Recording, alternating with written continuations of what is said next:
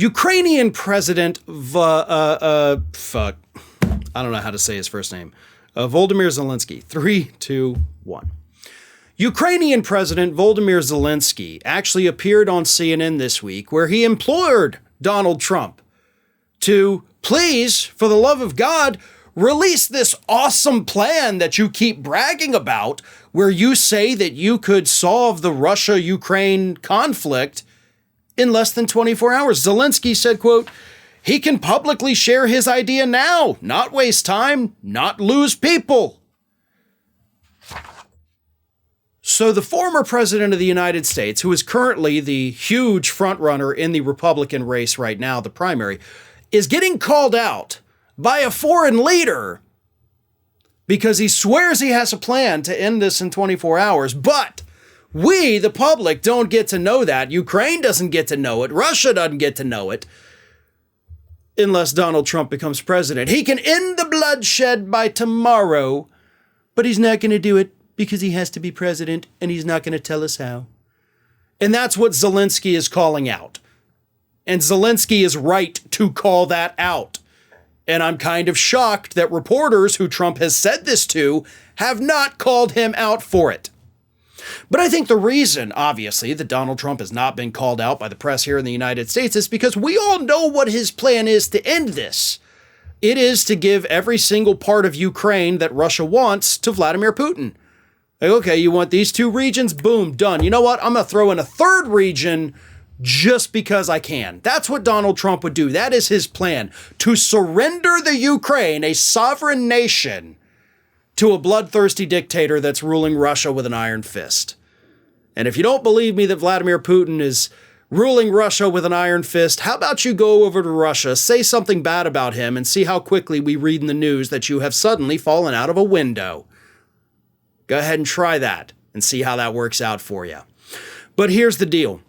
Zelensky is not only pointing out that Trump's plan, and he does mention that Trump's plan is, basically give up Ukraine to Putin, which, no, that's not a plan at all. That is a surrender for a dictator who invaded a sovereign country. Russia is the aggressor. Russia brought this on themselves. But Zelensky is also, whether he meant to or not, pointing out the fact that Donald Trump doesn't have a foreign policy. Donald Trump's only foreign policy is to appease dictators. That's why he met with Putin. That's why he went and met with Kim Jong-un and talked about the beautiful real estate in North Korea. He loves people that have absolute power because that is what he wants here in the United States for himself. That's why he gravitated to Putin. That's why he gravitated to Kim in North Korea. That's why he loves Saudi Arabia, right?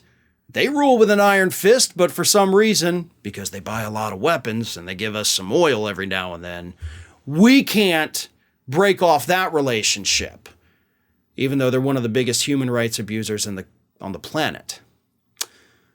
But I like that Zelensky is doing this. I like that Trump is being called out because the public, Trump this week, by the way, a 47-point gap between him and his nearest Republican opponent.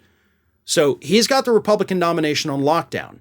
And Zelensky's comments here remind us that this guy has no foreign policy. His foreign policy during his time in the White House was horrific.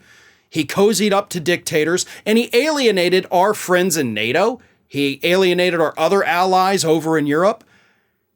He doesn't like people from democracies. He doesn't like people that don't have absolute power over their country. This is not the kind of man we ever want back into the White House. I mean, forget how horrific his domestic policy is, because that's a mess too.